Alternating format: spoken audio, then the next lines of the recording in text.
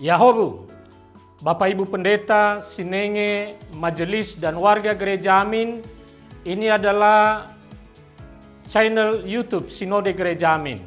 Karena itu, bagi yang mencintai Gereja Amin, tontonlah, subscribe, like, dan bagikan. Gereja Amin yang tangguh, mandiri, dan peduli.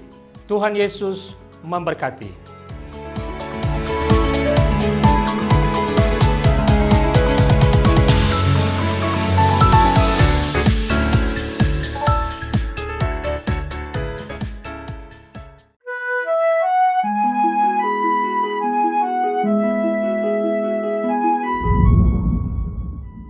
Sahabat YKB yang diberkati Tuhan, senang dapat kembali menjumpai saudara dalam acara Wasiat Kekal berupa renungan firman Tuhan yang memandu kehidupan kita.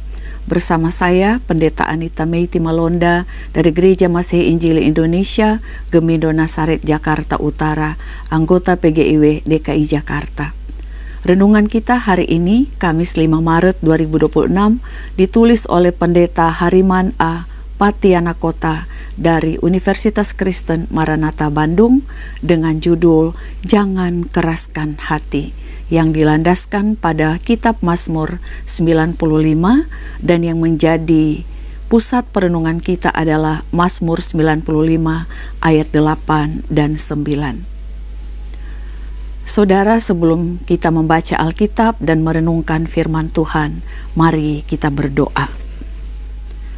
Tuhan yang telah menganugerahkan hari baru dalam hidup kami bersyukur di pagi hari untuk berkat Tuhan yang Tuhan karuniakan.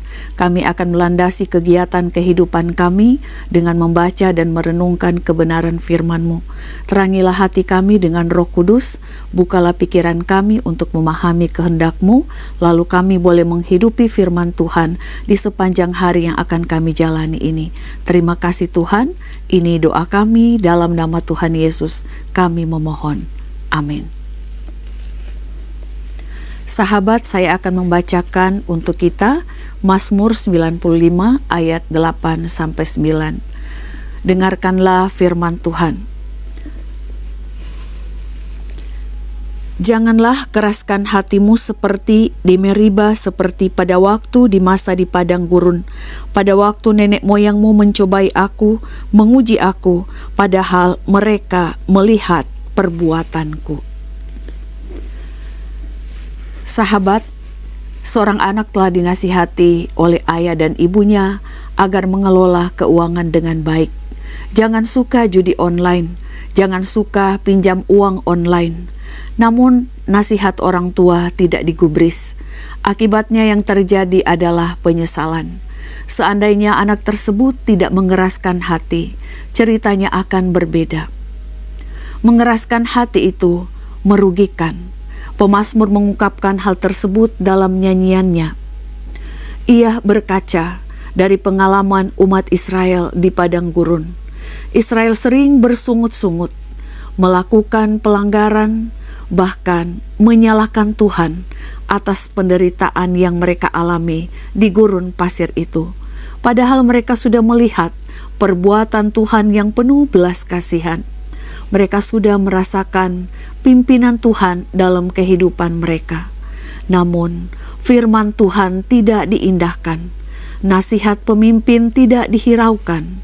Akhirnya, mereka harus bersusah payah selama 40 tahun. Dari generasi itu, hanya Yosua dan Kaleb yang dapat merasakan keindahan Kanaan. Sahabat, hati yang mengeras adalah hati yang sakit, bagaikan kanker.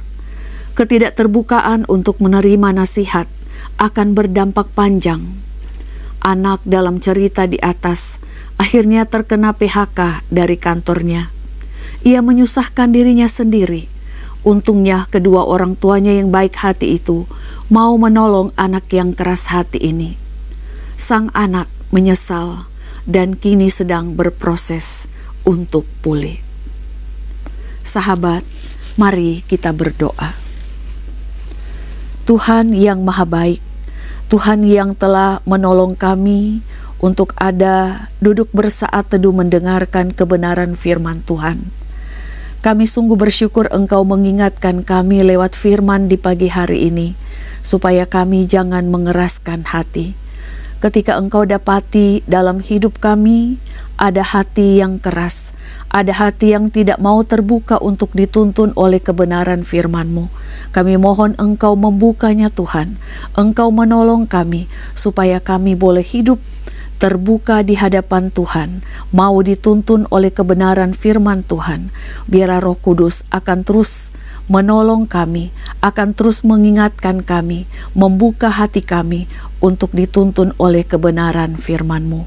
Ini kami Tuhan yang bersyukur kepadamu, kami menyerahkan seluruh kehidupan kami di hari ini, di dalam nama Tuhan Yesus, Juru Selamat yang selalu menyertai kami. Amin. Sahabat, demikian renungan kita hari ini.